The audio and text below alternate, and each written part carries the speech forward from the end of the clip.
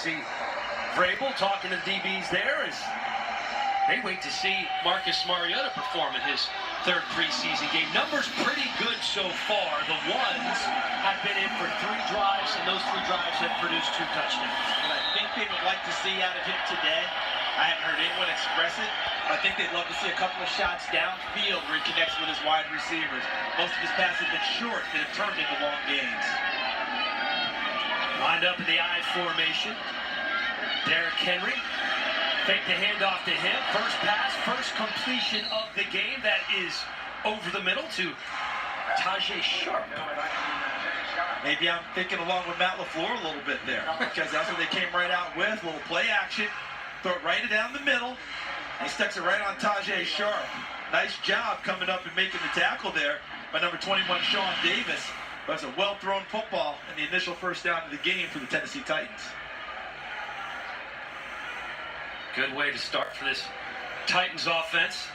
You mentioned it earlier, this offensive line for the most part intact, waiting for Jack Conklin to get healthy on the right side. Again, going to be the play action, and there is pressure right off the bat. That's Stephon Tuitt taking down Marcus Mariota. And actually, we're going to have 2 bites at the apple here, because look at the top of your screen. See Tuitt right there, and then coming up top, they also got some nice pressure outside by Anthony Chickillo. So really nice job by Pittsburgh, just really bypassing the running threat. You know what they say about pass rushers, Dan? They should play the run on the way back to the quarterback. In that case, they just disregarded the run. They figured play action pass, read it correctly, and Tuitt was right in his face. 2 straight plays that Tuitt has gotten pressure. A couple new wide receivers. Nick Williams checking into the game. Mariota with time. This time dumps it off to Dion Lewis. Dion Lewis shakes a tackle, chased out of bounds at the 20-yard line. A couple more impact players. The aforementioned Dion Lewis had a great game last week. And then the first-round draft pick out of Virginia Tech, Terrell Edmunds, who's been getting a lot of burn on defense because of the injury to Morgan Burnett, but they really like what Edmunds has done. And his brother Tremaine Edmunds, a first-round draft pick of the Buffalo Bills, they were there together in Arlington, Texas for Tremaine's draft party, and Terrell got the call the same night, which was a bit of a surprise. He expected to go in the 2nd or the 3rd round. See what Mariota can do here on 3rd and 10. Clean pocket. This time he dumps it off, and it looks like another first down. That's Tajaé Sharpe again. Matthew Thomas in on the tackle, the rookie out of Florida State for the Steelers. Like what Marcus Mariota did in the pocket, and he got a great pocket. Look at the offensive line giving him plenty of time. And he comes from downfield, kicks it down underneath to Tajaé Sharpe. Corey Curtis, I know we're going into a down here, but I'm liking what I'm seeing out of Marcus Mariota continuing to ascend here in his 4th season. Well, you know, when I crossing pattern, I just think of the Rams and the 49ers from last season and putting guys in position to make plays with the football, and Tajaé Sharpe comes up with a big one. Mariota 3 for 3 so far. This time he's going to get to Henry. Henry putting his head down, picking up a couple.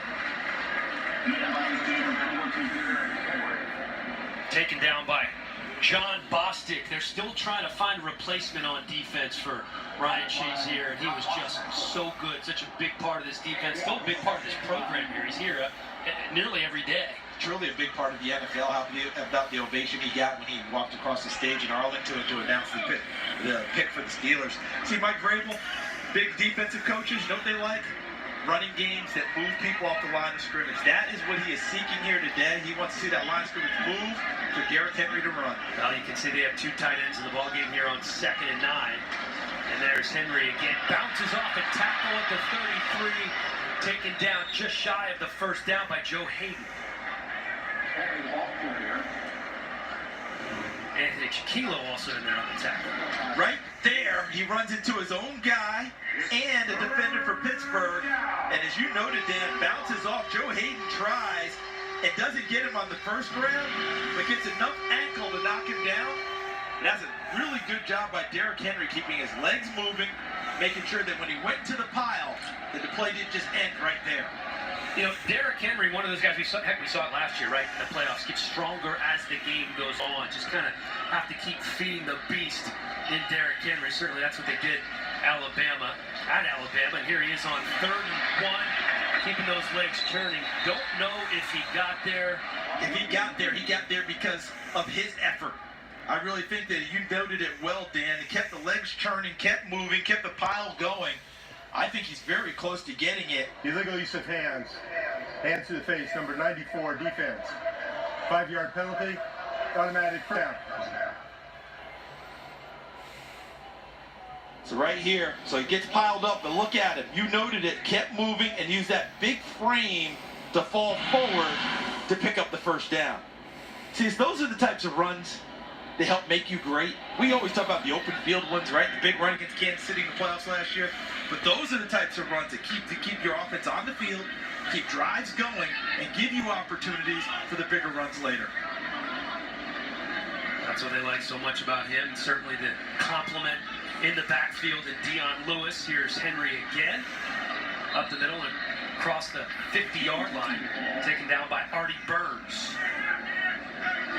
It's an interesting story that I know we're going to be talking a lot about in the second half of this game and next week. They're pretty set with Derrick Henry and Dion Lewis, and David Fluellen, I think, is the third back right now. But the big question is who's going to be the fourth guy? Yeah, if there is indeed. I mean, that's part of the issue. Because Akram Wadley, Dalen Dawkins have both acquitted themselves nicely here. But Fluellen, I think, has had an exceptional preseason. So valuable on special teams as well as Fluellen. 2nd and 6, Henry again. And he is met behind the line of scrimmage by a slew of Steelers. John Bostic, the first one who was there. This looked like a vintage Pittsburgh defense, didn't it, partner? Absolutely. You know, you run against that, when you run against that 3-4, running wide has always been an issue with Pittsburgh because they've had those physical outside linebackers who set the edge so well, and guys who could run inside out. And we saw every bit of that on that last play by the Steelers defense. Bostic, a free agent, signed to help fortify that linebacking core in Indianapolis last year. Another big third down play for Mario to 3rd and 8. Ball tipped. He was looking for Corey Davis. If that's not tipped, that's a big play for Tennessee. That's the type of play that they're going to look back on tape. That's one they have to hit. Let's see who gets a hand on the football here. Actually, was it tipped? May not have Because I don't think it was tipped. And I think you're right. And I think they just missed a layup there. That's you know, the basketball parlance. That's a breakaway right there that has to be hit downfield. Wide open Corey Davis. Marcus Mariota's got to put it on it. And that's a perfect way to say it, because it was an easy layup and should have been an easy first down. Brett Kern to punt to former Tennessee Volunteer Cameron Sutton. Fields at the 15 and drops the ball. Looks like the Steelers recovered it. Big hit there. That was Brendan Trawick, so good on special teams throughout his career. Here's another example of why he went to the Pro Bowl last year. He had 17, 18 special teams tackles for Tennessee. He is a terror covering the football. One of the best in the business. Causes the fumble. Steelers jump on top of the Dayer ball. When we come back, we're watching the Titans Network presented by Nissan.